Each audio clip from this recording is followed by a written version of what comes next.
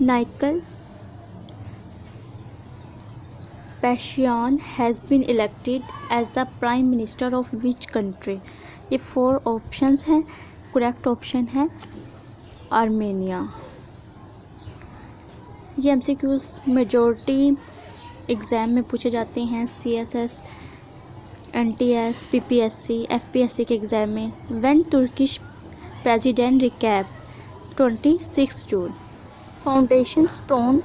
Next MCQ है $15 what is the length of canal Istanbul? Canal Istanbul. Which will connect है 26 June 2020 black sea and Marmara. Next MCQ है what is the length of canal Istanbul? Correct option इसका है। Next MCQ है what is the most next MCQ है what is the most correct option है कोविड-19।